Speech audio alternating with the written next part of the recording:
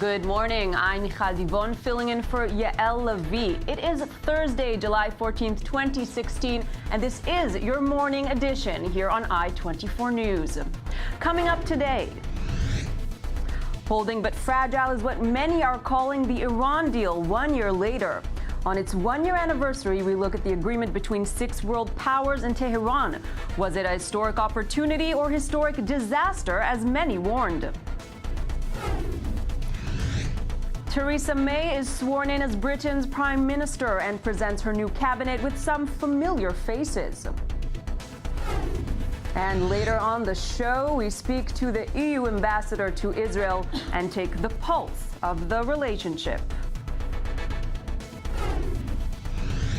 But first, i24 News anchor Tal Heinrich with this morning's headlines. Take it away. Thank you, Tal. Good morning. The Amaq news agency linked to so-called Islamic State has confirmed the death of key leader Omar Shishani.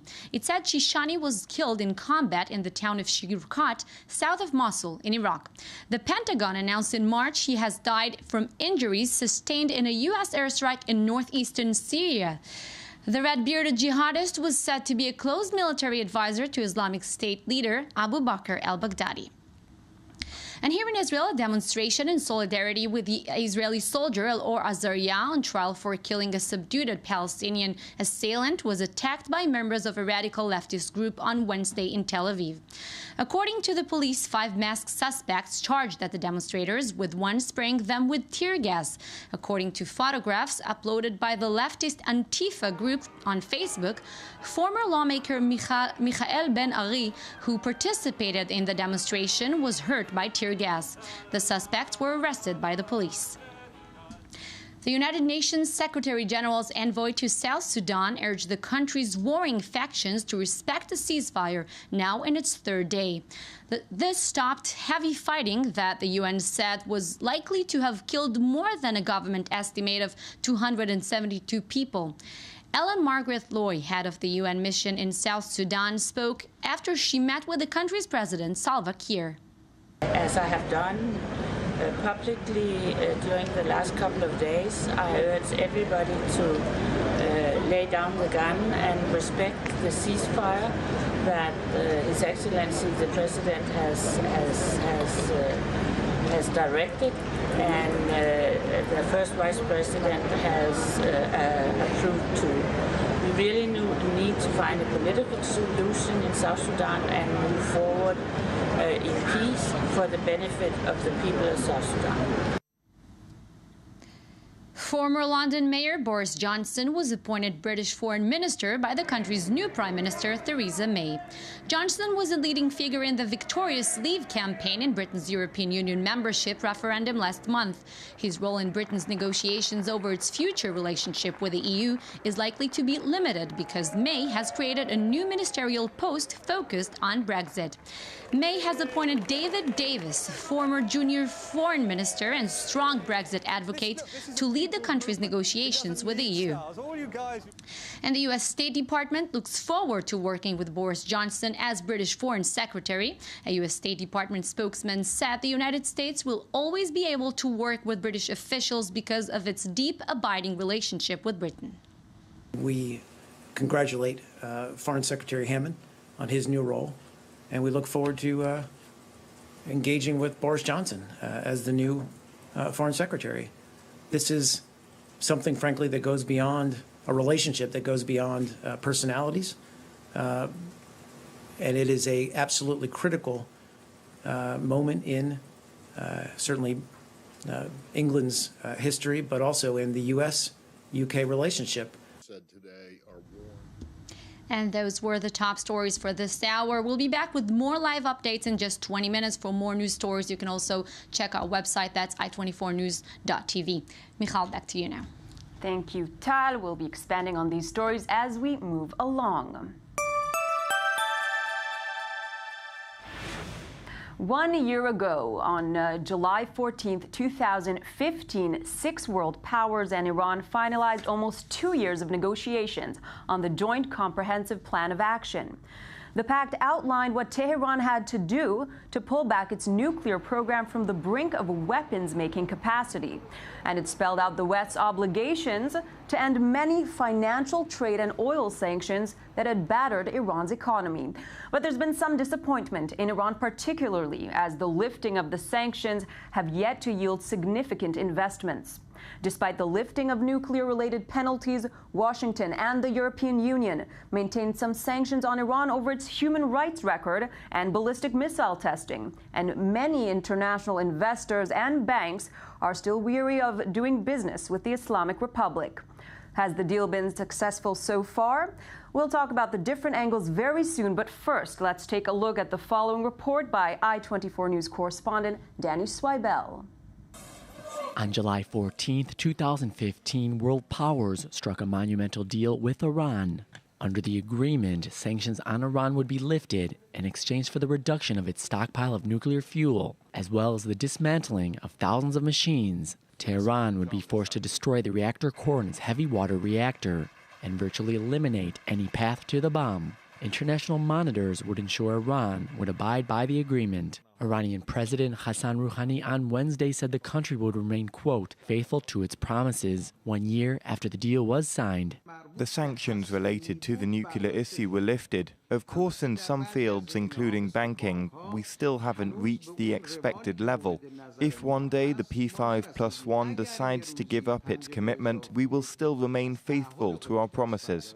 The deal has worked out better than expected. As Tehran has moved far away from constructing a nuclear weapon, Iran's economy is in recovery with the lifting of sanctions as well as the release of billions of dollars in frozen assets. The Americans hoped this would lead to cooler and calmer relations with the Iranians, but their hardliners and the Revolutionary Guards have continued to expand their anti-American agenda and grow more confrontational and stronger by the day. Iran continues to play a heavy role in conflicts in Iraq, Syria, and Yemen. Iranian missile tests conducted in March were, quote, not consistent with the spirit of the nuclear agreement. This according to UN Secretary General Ban Ki-moon. U.S. Secretary of State John Kerry and Iran's Foreign Minister Mohammad Javad Zarif continue to consult with each other regularly. But many experts are concerned that this relationship is all that keeps the two sides talking. And when they both leave office, the link between the two countries will virtually disappear. 1 year on, more questions remain regarding Iran's relationship with the U.S. and the West than answers. And joining me now in studio is i24 News Foreign Affairs editor Owen Alterman and Dr. Emily Landau, the director of the Arms Control and Regional Security Program at the INSS. Thank you both for joining me this morning. Sure. Good morning. So it's been, good morning, 1 year since Iran and 6 world powers have reached the nuclear deal. The 159-page memorandum was released. I know, Owen, you've read it all. The deal has not produced the economic boom expected for. That's the question, and it's a bit of an open question, Michal. On the one hand, up through March of 2016, economic growth in Iran was quite slow, 0.9%, and there was a lot of disappointment. At this point, the IMF projecting for 2016, I assume for calendar year 2016, 4 to 5% economic growth, much stronger. However, that said, there's still a sense that a lot of foreign companies staying on the sidelines, not going into Iran, and there are some interesting theories about why that's true. Absolutely. Now, Dr. Landau, maybe we can talk about some of the technicalities of the agreement. Has Iran lived up to the expectations of the international community as far as the deal? Look, I think any assessment of Iran's compliance with the JCPOA has to be conducted in context, and the context here is critical. And there's two important points in this regard. First of all, Iran made very minimal nuclear concessions. We need to keep that in mind. The concessions that Iran made did not undermine its breakout capability, which was what was uppermost in the Iranian negotiators' minds, keeping that breakout capability. Second of all, Iran knew that the formula was concessions for sanctions relief. So they went into the negotiations with the formula, they want minimal nuclear concessions in order to get maximum sanctions relief. And they realized that the international community was not going to give them that sanction relief unless there were some nuclear concessions. But they were, from the start, minimal. In addition, Iran has not upheld everything, to the letter. First of all, it has produced heavy water in excess of the limits of the nuclear deal. And curiously enough, the Obama administration has agreed to purchase 32 tons of the heavy water that Iran has produced in excess. In other words, not only has Iran not upheld the deal, but the United States is buying the excess heavy water. Looking at the United States, and maybe Owen, you can answer this next question. You wrote an article about Article 36, saying basically the deal itself includes an article saying that it can be null and void based on this clause within 36 days, if I'm not mistaken, 35 days. So, speaking about the U.S. stance, the next administration, whomever it may be, could easily exit the deal without even having to lobby for it heavily. Well, first of all, I want to say that at the time I wrote that piece, I was actually working with Emily at the Institute for National Security Studies. Right. It's great to be here on studio together. I don't know about celebrating the one-year anniversary, but at least marking it. Look, Michal, you're absolutely right. This deal was viewed as something that was binding on the United States for 10 years, for 15 years, and in some parts of the deal for eternity. The reality is a little bit different. There's an escape hatch. There's an escape clause. There's an exit ramp from this deal. Now, it's true the United States will have to point to an Iranian violation, but as long as it can credibly do that, a new president, January 21st, 2017, can take that route, can leave the deal, and can do it under cover of law, doesn't need Congress, doesn't need to renegotiate, and it is a very, very important point. Now, that doesn't mean that the president is going to want to do it. A lot of deal opponents in the United States, a lot of prominent deal opponents in the United States, don't think it would be a good idea to ditch the deal. They want to take other steps to try to enforce. We can look at what, for example, Congress is doing, or House Republicans are trying to do on the Boeing deal. What about the House trying to, with the Boeing deal, trying to block it? How will this come into play? And the next administration, if it isn't within their interest, how quick could this indeed happen? Well, it's a very interesting point because a lot of the moves in the House are expected to be vetoed by President Obama. Not clear if there will be enough of a two-thirds majority to override those vetoes. But sure, if there's a Republican president in the White House, or even a Democratic president, Hillary Clinton, who would take a different position, depending on circumstances, you could imagine something like that happening, and it could be very dramatic. That said, again, I would say that especially if Hillary Clinton is in office, I doubt that would happen. But if Donald Trump, you never know. And that is true. It is something that could change, and we could see this change in the margins, even if the deal isn't ditched in its entirety. Indeed. Now, Dr. Landa, you mentioned the clock still ticking because they made the limited concessions and wanted the maximum uplifting of sanctions. Is this the right way to look at it? Well, I think the way to look at the deal is, yes, Iran has kept its breakout capability. The success, if we can call it that, of this deal will hinge critically on whether the P5+1 hold Iran to its commitments. In other words, everything hinges on the political will of the P5+1, specifically of the United States. And unfortunately, what we've seen over the past year is the exact opposite. We see the United States projecting that the last thing they want to happen is for something to undermine this deal.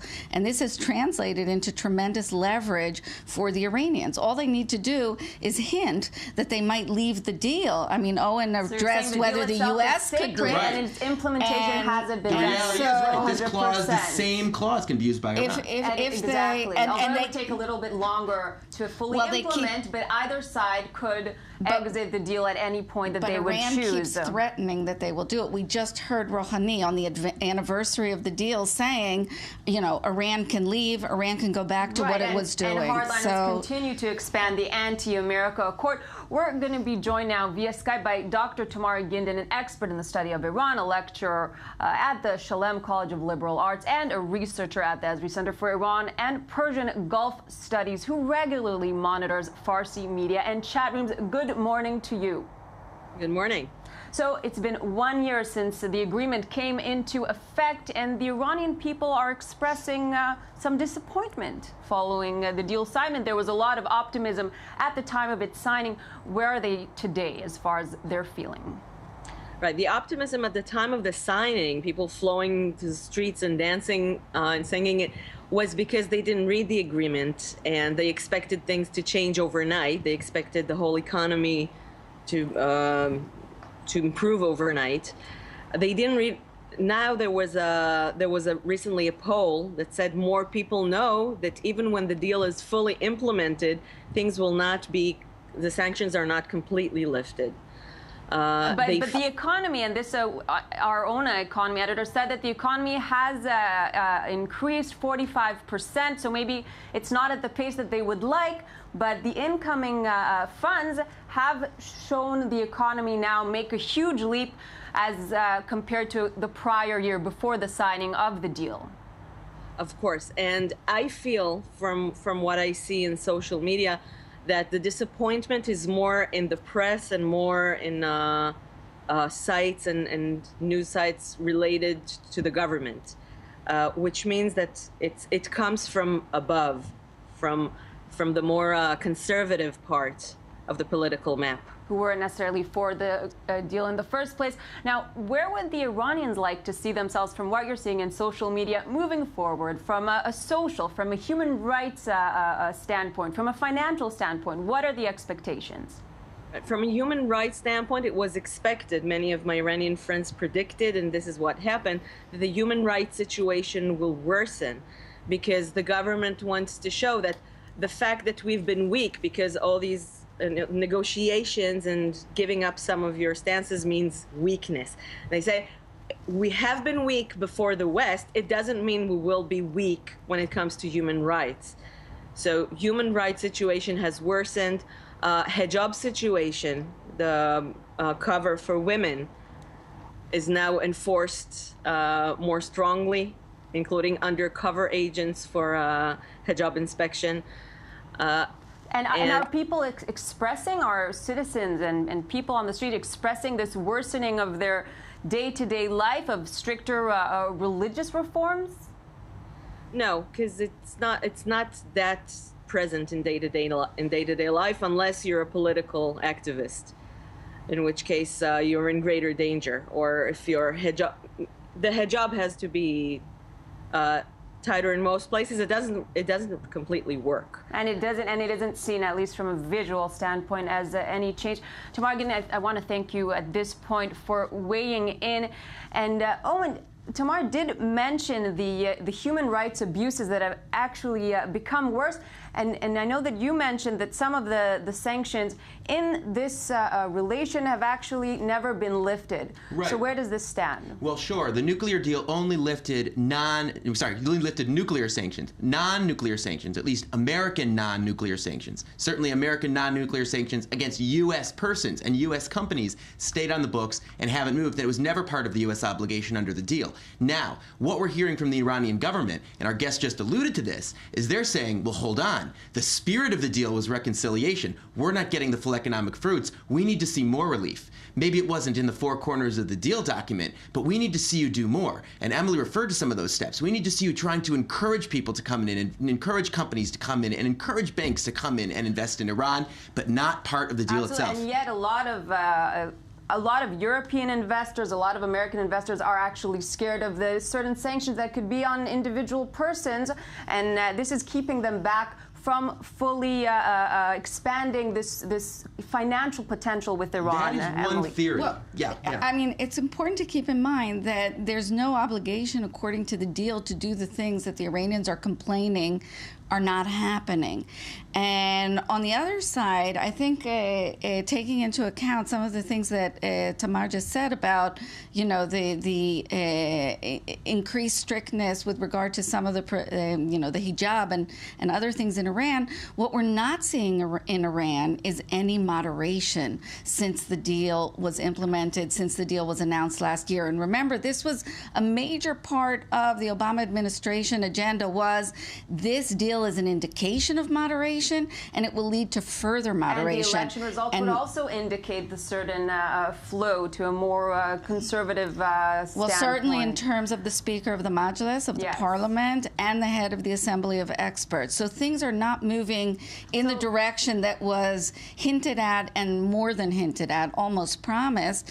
And also in terms, of course, of Iran's foreign policy. If we look at Syria, if we look at its ballistic missile tests, we're seeing an emboldened Iran rather than a more moderate Iran. And I think this also needs to be part of any assessment of the deal. And some actions of goodwill wouldn't hurt, perhaps, in this regard. And not only the technicalities, Dr. Emily Landa or Owen Alterman, I'd like to thank you at this point for being with me and weighing in on the Iran deal this morning as we move along. Theresa May, Britain's new Prime Minister, sworn in last evening, will lead the country out of the EU. When and how? Well, these are all questions that are being raised with the expectation that the Prime Minister will soon provide the answers. May arrived at 10 Downing Street yesterday, replacing former Prime Minister David Cameron, and revealed the much-anticipated new cabinet, with the biggest shock being the appointment of Boris Johnson as Foreign Secretary. Let's take a look at all the latest details in the following report by i24 News correspondent Ezra Taylor. On her first day in power as Prime Minister, Theresa May arrived in Downing Street with her husband Philip, fresh from her appointment with the Queen. Ready and waiting was the world's media, microphones poised, ready to hear how she'll run the country. The government I lead will be driven not by the interests of the privileged few, but by yours. We will do everything we can to give you more control over your lives.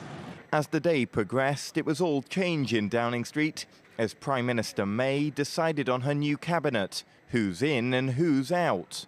By her side in number 11 Downing Street, no longer Foreign Secretary, Philip Hammond, now Chancellor of the Exchequer, seen as a steady hand to manage Britain's turbulent finances. The new Foreign Secretary, by far the biggest surprise. Boris Johnson, a strong campaigner for leaving the EU, he'll now be involved in that very process. And other top jobs, Home Secretary Amber Rudd, Defence Secretary Michael Fallon, and the new jobs, Secretary of State for exiting the EU, David Davis, and Secretary of State for International Trade, Liam Fox, both now responsible for the deals Britain strikes as the country leaves the EU. Meanwhile, on the other side of British politics, the Labour Party prepares to fight it out. Angela Eagle and Owen Smith, both vying Corbyn for the top job, though many now expect the party to split. And we're now joined via Skype from London by i24 News UK correspondent Jonathan Satradati. Good morning to you. Good morning. So as May revealed her cabinet, the biggest shock unquestionably is the appointment of Boris Johnson as Foreign Secretary. Why do you suppose she made this decision? The choice of Boris is a big surprise to many people, and an interesting one, because it shows Theresa May to be quite a cunning and wily operator. She's brought Boris back, essentially, from oblivion. Remember that he was one of the leading figures in the Brexit campaign, and he was also the former London mayor, very high-profile politician. The thing about Boris, though, is that he's much loved by voters. He adds a bit of magic to the Conservative Party, a bit of a human edge, and even though he's very gaffe-prone, often putting his foot in his mouth and saying exactly the wrong thing, especially on the international stage, he is somebody that is popular with voters nonetheless. So she is really hedging her bets, bringing him in as Foreign Secretary and saying that this man, who stood for Brexit, will now have one of the most important roles in her cabinet. But then we look below the surface and we see that she's taken away the Brexit part of the job by having a specific person in charge of that, David Davis. And she is also, perhaps, setting Mr. Johnson up for another fall. And bear in mind that should he mess up again on her watch, she will kick him out as quickly as she can. And once again, these two politicians who have really vied with each other in the past may do so again. And Jonathan, surprisingly enough, she didn't appoint more female members to her cabinet as many thought she would be doing. Early days to say. She still has to announce the rest of her cabinet, and there's plenty of room for women in there. So the briefing that she might do that could still come true. Now, May stepped into a new position with a very passionate address to the people. What are the key issues on her agenda based on her address last evening? Well, she's positioned herself far more in the centre, moving the party left from where David Cameron had it, saying she'll work for ordinary working people and narrowing that poverty gap. But we've yet to see if she'll even have time in the remainder of the government to do very much else other than the Brexit negotiations and to change that sort of strategy. And quickly, if you can just mention the recent leadership of Corbyn, which is now taking on a certain twist. Indeed, we have Owen Smith and Angela Eagle, both of them trying to get the Labour leadership position. But the fact that there are two of them running for it and Corbyn against them means that that vote could be split and he could well be put back in place as the leader of the Labour Party. Which is what many are now predicting. And quickly, looking at Theresa May and Israel, she's been a consistent supporter of the Jewish community in the UK. What might her stance be against Israel? Can we see the same tone being reflected to the Jewish state? The Conservative Party over recent years and under David Cameron has been pretty solid on Israel, has occasional criticisms, but also it's been a fairly firm friend. Theresa May could carry that on, but we've little indication yet, other than one speech she once gave to a Jewish audience, of what it is that she will personally do should Israel be engaged in another war, for example. Jonathan Satcherdoti, thank you very much for joining us this morning. Now, after the break, following the passage of the controversial bill requiring Israeli NGOs to disclose their foreign funding, we'll talk to the EU ambassador here to hear his reactions. But first, your headlines.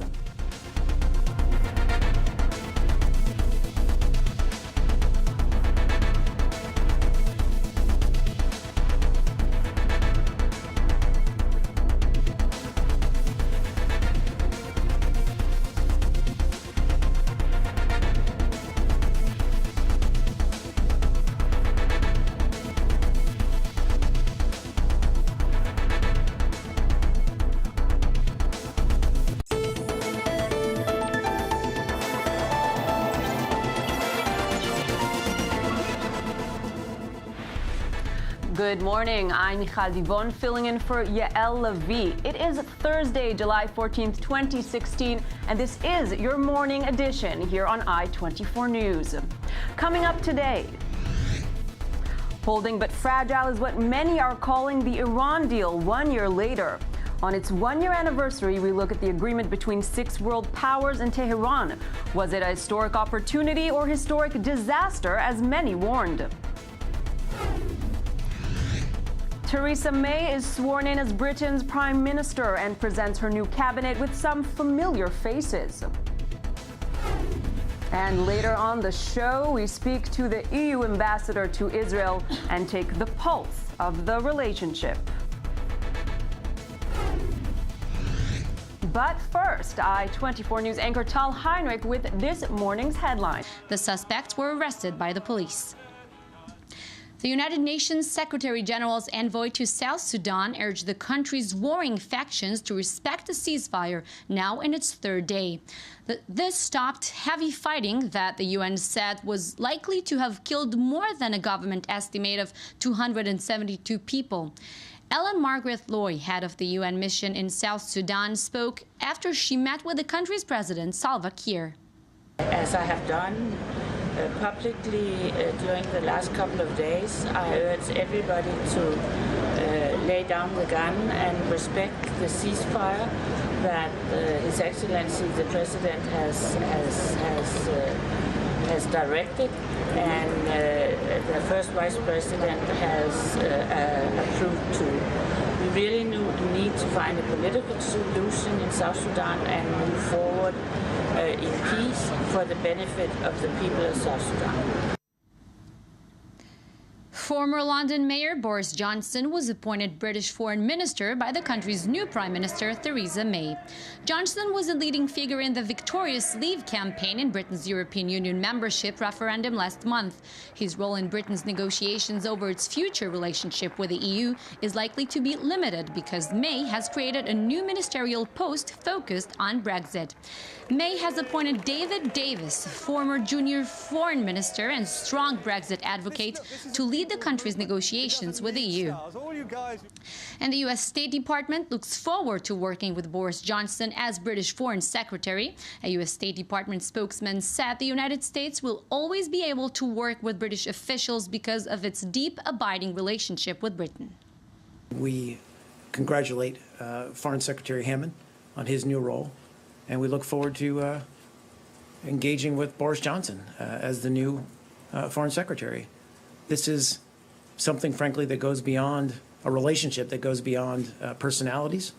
And it is a absolutely critical moment in certainly England's history, but also in the U.S.-UK relationship.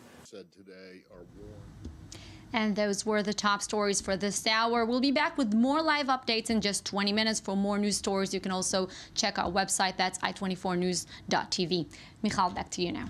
Thank you, Tal. We'll be expanding on these stories as we move along. 1 year ago, on July 14th, 2015, 6 world powers and Iran finalized almost 2 years of negotiations on the Joint Comprehensive Plan of Action. The pact outlined what Tehran had to do to pull back its nuclear program from the brink of weapons-making capacity. And it spelled out the West's obligations to end many financial, trade, and oil sanctions that had battered Iran's economy. But there's been some disappointment. Let's take it away. Thank you, Paul. Good morning. The Amaq news agency linked to so-called Islamic State has confirmed the death of key leader Omar Shishani. It said Shishani was killed in combat in the town of Shirkat, south of Mosul in Iraq. The Pentagon announced in March he has died from injuries sustained in a U.S. airstrike in northeastern Syria. The red-bearded jihadist was said to be a close military advisor to Islamic State leader Abu Bakr al-Baghdadi. And here in Israel, a demonstration in solidarity with the Israeli soldier Elor Azaria on trial for killing a subdued Palestinian assailant was attacked by members of a radical leftist group on Wednesday in Tel Aviv. According to the police, 5 masked suspects charged at the demonstrators, with one spraying them with tear gas. According to photographs uploaded by the leftist Antifa group on Facebook, former lawmaker Michael Ben Ari, who participated in the demonstration, was hurt by tear gas.